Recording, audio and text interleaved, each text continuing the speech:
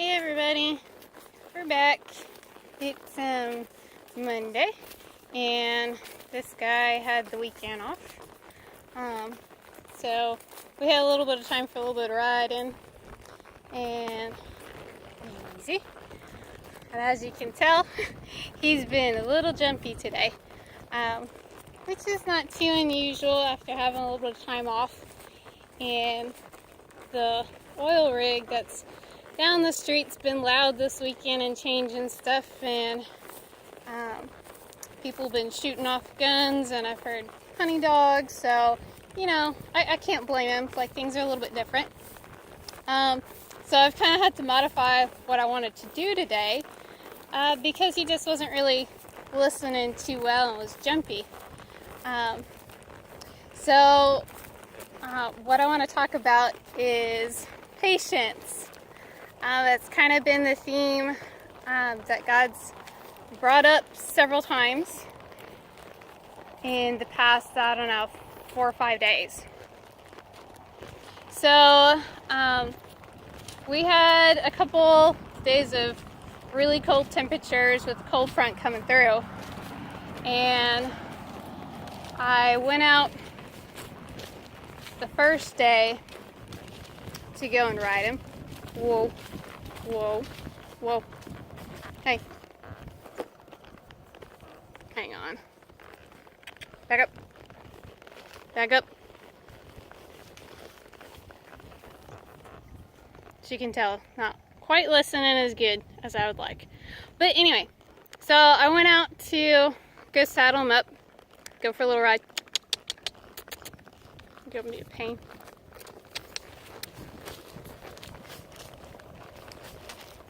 And it was super windy. It wasn't quite cold yet, but the winds were definitely blowing really hard.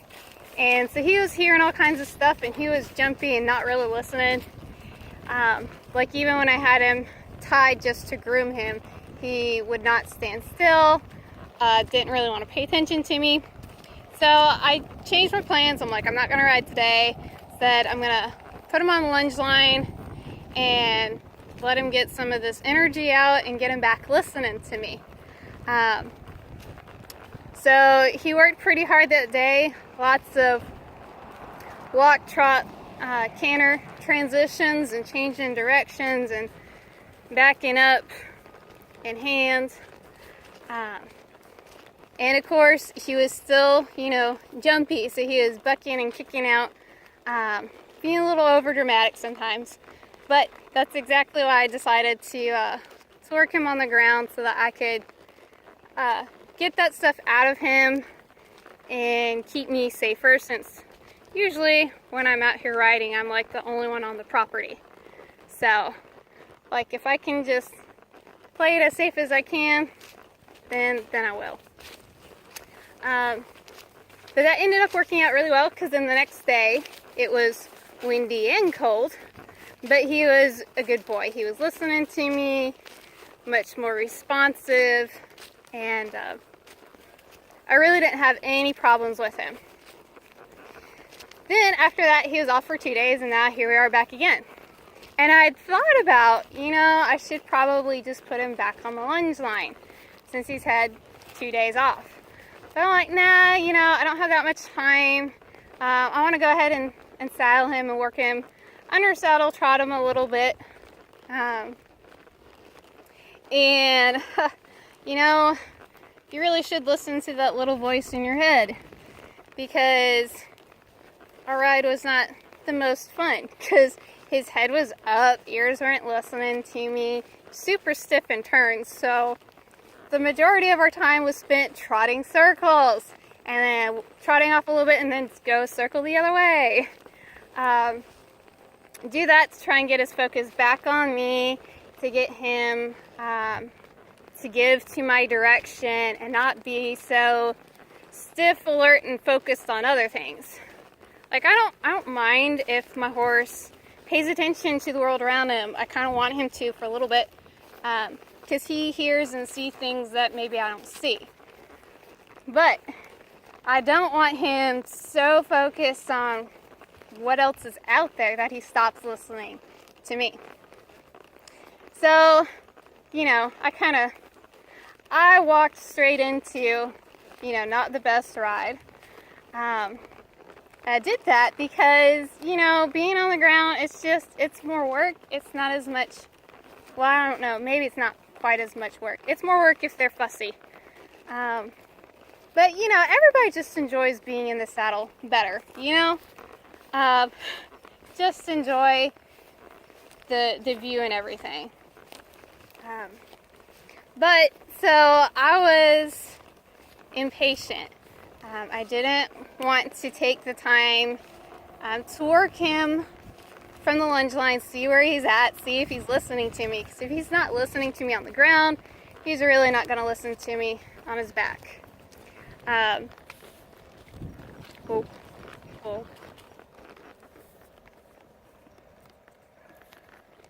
So, you know, like I made the right decision last week where I decided, nope, I should lunge him and ride him another day.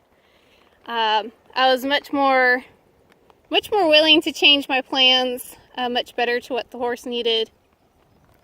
And to not be like, well, you know what, it's my way or no way. You know, like, we're going to get this done, and I don't care if we have arguments. Like, I'm riding you and you will listen to me. I don't like being that way.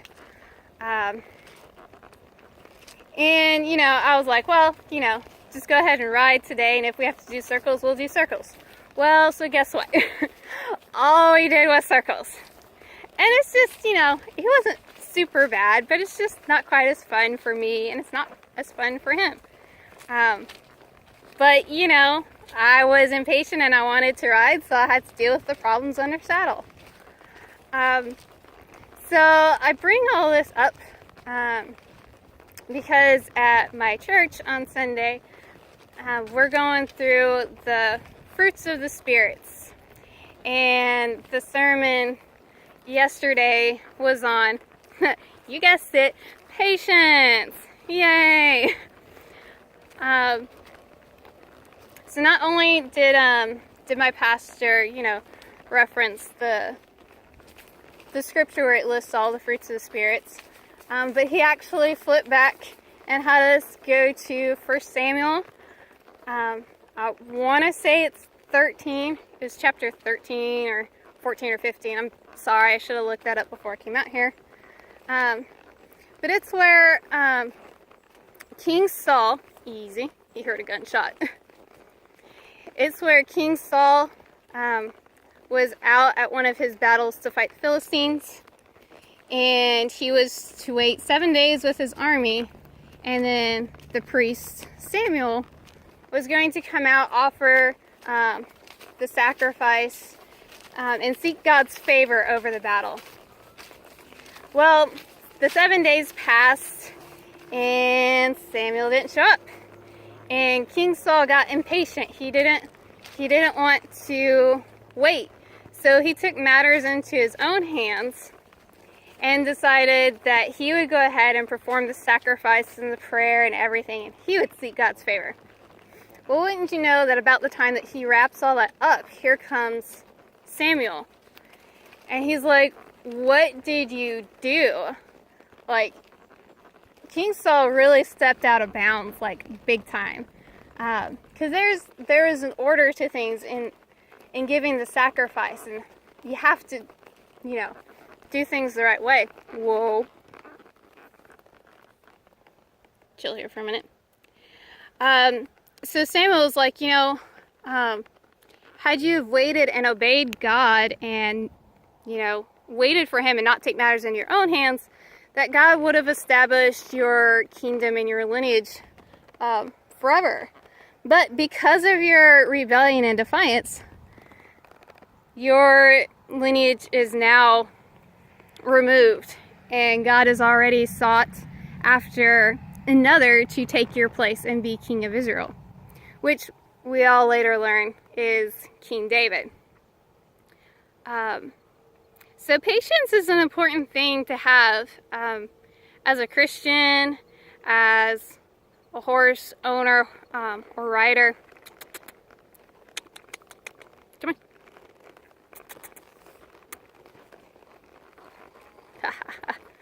you can tell the issues I'm having today, right? Why was that? Because I was impatient. I was in a hurry to ride, not much time. And that's how we get, right? That's how we get in life. We want things now. We want things our way. And horses are a great reminder that, it's not all about us. We have a plan set in our mind that, okay, I have so long, I'm going to tack up my horse and ride. But you just can't control everything.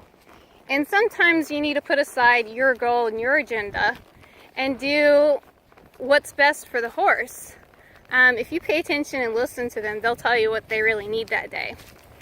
And like last week, I didn't let my pride get in the way, and I traded out riding for groundwork. And it paid off the next day with having a wonderful, picture-perfect ride. And today I was like, our last ride was so good, and it's not very hot, it's not windy. I probably don't need to do groundwork. I don't have that much time anyway.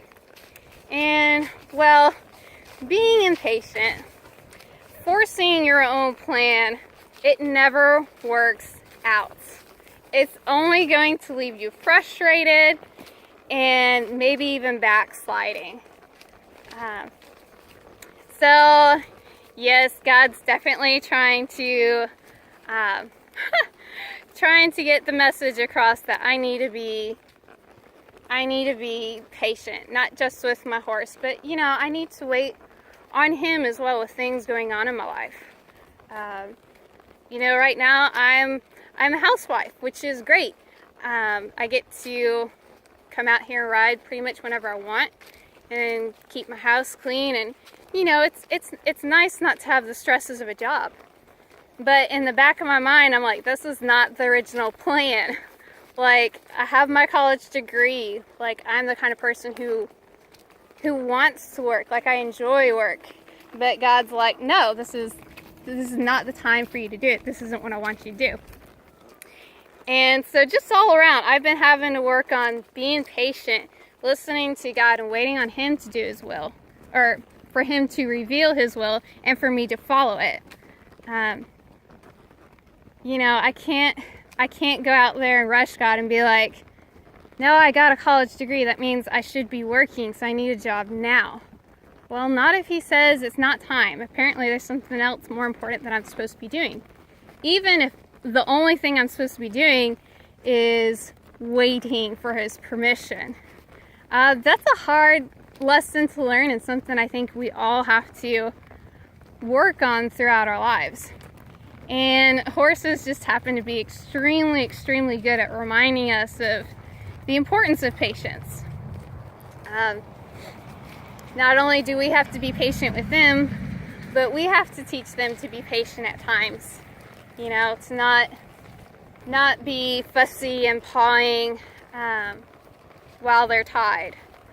So I'm definitely thankful for this guy and for all the lessons that he helps me to learn. Even the not so fun ones. They're important. So I guess that's kind of it. Sorry, that's not a very good wrap up. Just the main point is we as Christians are called to be patient. And that definitely takes, the intervention of God, because patience is not something that we as people naturally have or want to do. Everybody has their limits. But God didn't say, well, you can be patient up into such and such a point. No, you're supposed to be patient, period. And to wait on Him and to not take matters into our own hands. Like, it's God's will and God's plan, not ours. So I hope that helps. And I hope that, if you have a horse in your ride, that you remember the importance of patience for you and for your horse and for your relationship with God. So I pray that helps. And I will yak at y'all some other time. So we'll see you later. Bye.